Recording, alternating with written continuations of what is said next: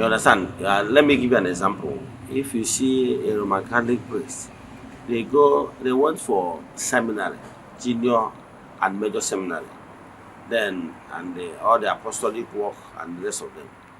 Then by so doing, their teachings will be tailored in the same direction because they use the same syllables and the same teaching, the same mentorship.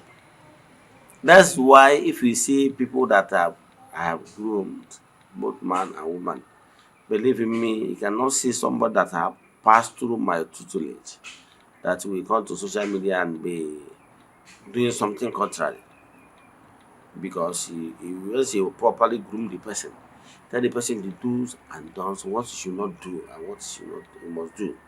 So by so doing, you find that the person will be very harmonized.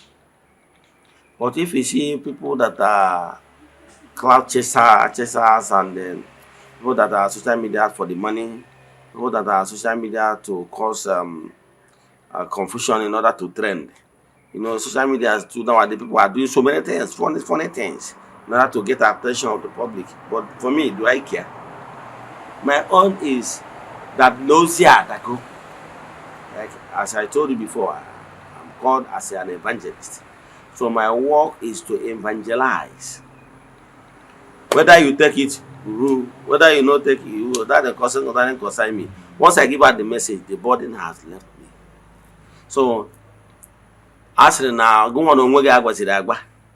Whether you put it into action for your own benefit, if you did not put it into your own action, obasaragi. The thing is that once I give out the message as I was directed to, the burden have left me and I'll be fulfilled. Yes, the supernatural forces will pay me in their own way. They used to pay me for doing what they asked me to do. Then whether you listen to it, take it, or you don't take it, how does it concern me? It doesn't concern me. Do I care? And then because of that, I will not use because I want to trend and say some certain things that will make me to trend. I know some certain things I will say now. My video will trend, I know. But I will not say it because it's not what I was permitted to say. You get?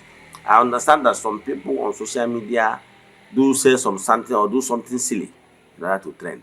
They knew that this thing they are saying is controversial, but they will say it because they want to trend. Their motive is for the money and for crowd chasing. Thank you. What is the implication of jumping from one spiritualist to another? The implication of jumping from one spiritualist to another is too enormous. And if you must know, when you are jumping from one spiritualist to another, you spend more. It's time wasting. Because when you move to another person, the person might start over and over again what you have done with the previous person. And by so doing, sometimes you get even confused because yes. And again, you spend more. You spend more in the sense that now what you have done before might still be repeated. And jumping from one person to another, you might attract or out negativity because some people establish their altar with negative forces. I can tell you, some people will not tell you. Let me shock you.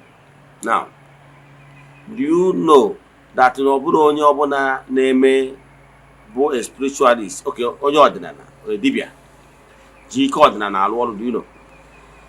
Do you know no nwere some spiritualists, whether ma ọ na-arụ as pastor ma ọ na-arụ as dibịa, traditionalists, do you know no nwere some of them not into occult, you know? Do you know that not no enwere mmadụ nwere ike iji ike occult power were na-afụ ụzọ, do you know?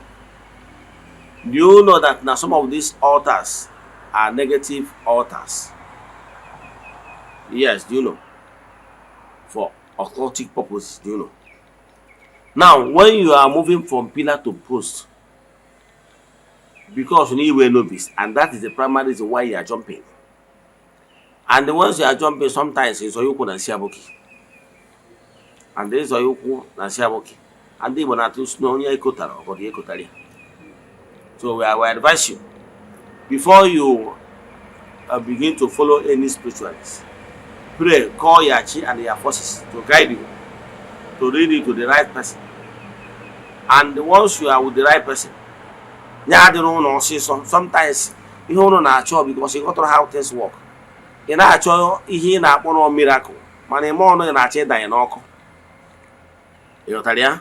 Ị nwere ike na-achọ for quick money, but onye ahụ afụgo na ihe ị need na ndụ gị abụrụ ọgwụ, ihe ị need na ndụ gị abụrụ quick money, ihe ị need na ndụ gị abụrụ magic, mana o nwere ike ọ dịghị ọsịsọ. Ị chọrọ ka oge Chukwu ruo, ị chọrọ ka ihe bụ oke ruo ya, ka ihe chọrọ ka emerụ abarakata abara, ịdanyezie n'aka ndị chamgbu, then emeela gị ịdabuski bahose. What must one do as a man before getting married? Yes, thank you for that question. What every man must do before getting married is this. If you're a man, before you get married, make sure you communicated to the land of your birth. Make sure you communicated to your ancestors. Tell them that you want to marry that woman or the other woman. After that, once you inform them, make sure that woman that you are married, that you do the right thing. Yes, the needful. You pay her bride price. It's by paying her bride price you will claim full ownership of her. One, spiritually, so that in the chain, because we need to make wine, it wasn't the chain in the chain one. Hagisui. Now I'm going to that one. Make sure you put that woman under oath. Hello. Make sure you introduce that woman before your ancestors. Make sure you introduce her to the gods of your land. It's a simple act of ritual, bro. It's a simple ritual. That is a negative ritual. He gave me what they are jail being the cherry benagi, Mobuna, Nana Benagi, a watch, a godolia. One day change and a comata why you know, the day to an affair way day to. Happy Kohana Batia, no haven't the chair on and a ben Hana Batia. DJ Dobia and a beggy, they can win again. Noga Moro was Zuko, Moro was Zika, Moro was the Moro was Zaf. Gwaha, Nampote, Wataria, Abro Kono Pogima. Yes, Macarambera Bera de Chese. Waha, Nayaman Yamabuko Bonia Boya. And the one I have eaten one is yellow. The one ya able to was here, Nayabu one ya. No get on here, no brother one anogi. Waha, nature one ya is submissive to you. Then he goes say in nature, break it that could to Prundi Chinka. Wuro or Chinkozo, Kayat, and you can one yak or Tanya Boch. So those are the two, and the one young go one can whereby no God is submissive to you. Your mother Bonia Boya, and no major DJ, my water job. Let I go. He decided email for the well being of the family that no one in action or get really support one. Email you to Operona, Imacha to one you knew before. One day I convince and I bend the chair, Mania Weaver. I won't email you to her. Okay, we are more noble to several gadgets, more Chavada Joy, Maggie, more water or money room with a something nanny, or we're weak in egg, the chair. A fire because all go to take never to do such from day one. Natalia? For the more I in the ground, we can make Konamenka. What can happen? I did a half was auto. Like a for the moke, a limigo, put on a bottle. Now, all one no only not often as a condition, no yoga woman before they may in this. Then, car, all one no one you told no one you so called as a wine, give me one. We are all the image I want to walk. Yes, I want to walk. Why is you made here? One way is made here. Nata na ihe kweta go ka gị nwa bụ Ifeanyị Okeke example bụrụ di ya nata na ya na asọmpi onwe under you ka ị bụrụ ha king. Ọ bụrụ na o mee etu a ịma na nwaanyị a kwetara na ọ ga-anọ n'okpuru mana the one ọ bụrụ na nwaanyị a jụ na ọ ya eme ya mana nwaanyị a bụrụgo nwaanyị rụgbagoro ọrụ ikwekwana maka na ọ ya bụ ọgba onye bụ ya the partnership of the two forces must be well defined. O na imere ị ga-ebe anya m anya m dịka nsikwa o nwere ozi m nwetara m fụrụ nwanụ a popular dibia ka ọ na-ebe akwa maka na nwunye ya na-anya nke ya ga-eme na ọ bụrụ na o mee nke a ya eme nke ọnwụ na o mee nke she became toxic. As we speak, the man is in pain. For this message, I'm not going to and the other no the needful.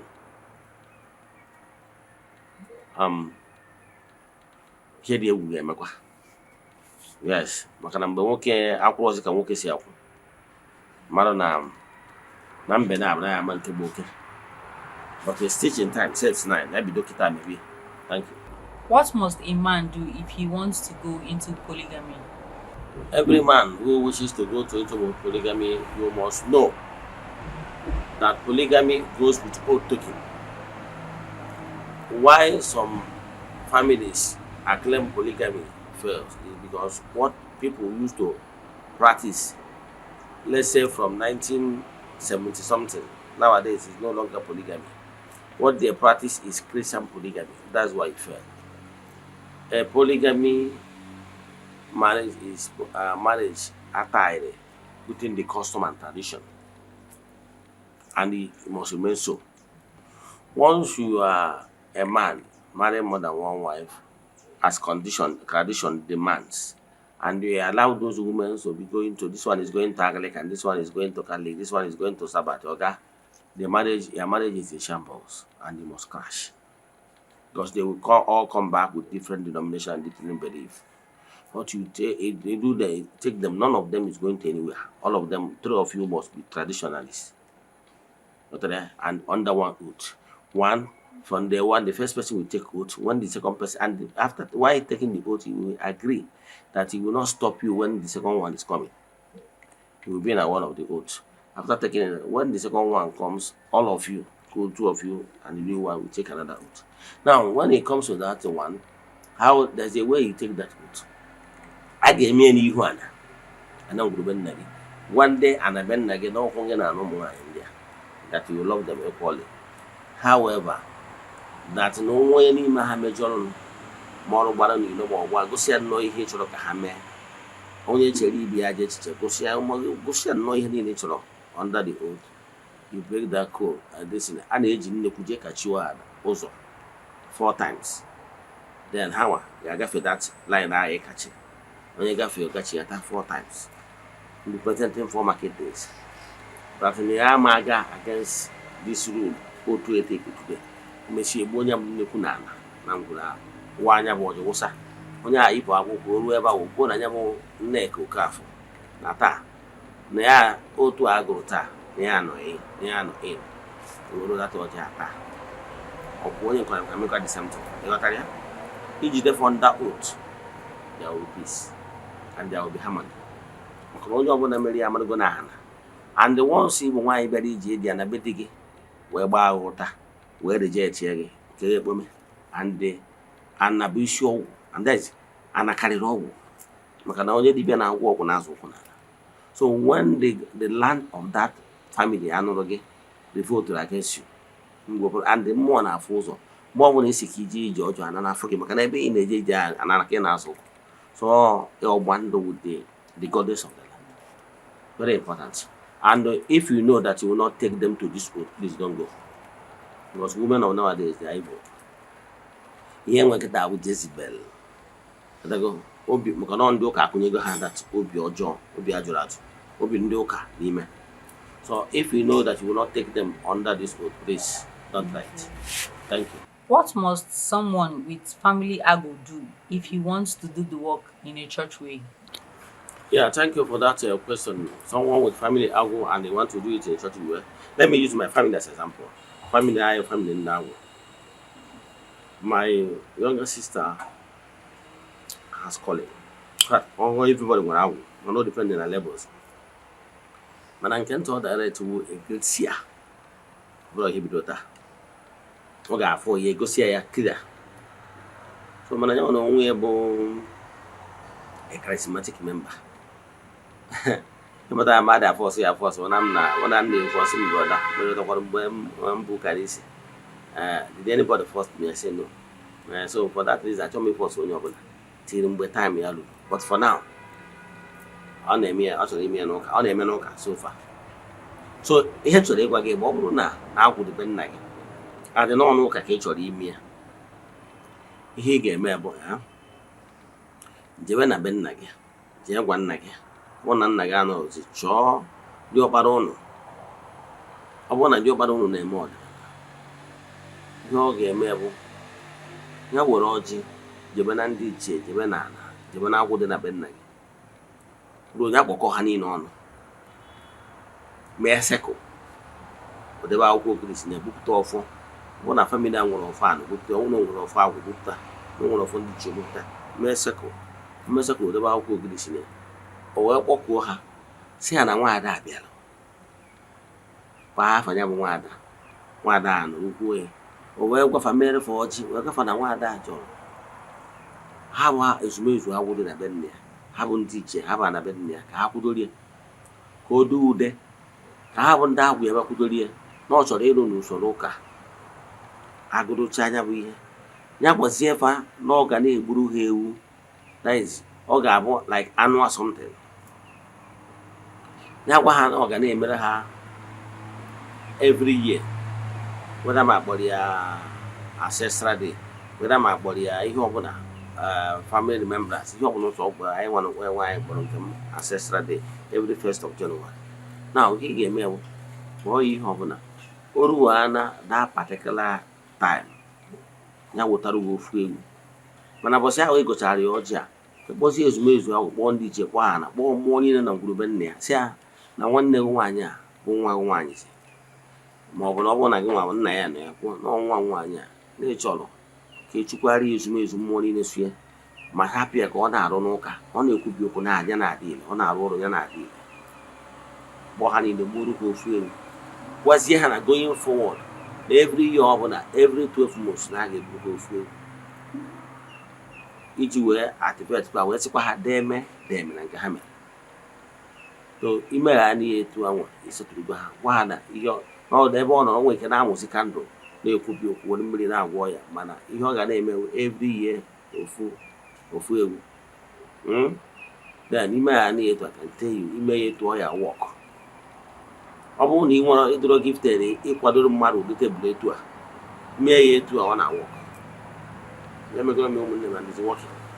Thank you. What is your advice to young female dibias that wish to have children after marriage? Yeah, thank you for that question. My advice goes this way to young female dibias that wish to have children after marriage. I will advise you. Yes, take it from me. Avoid ya iji aka gị wee na-egbu anụ. You know why? From the ancient time,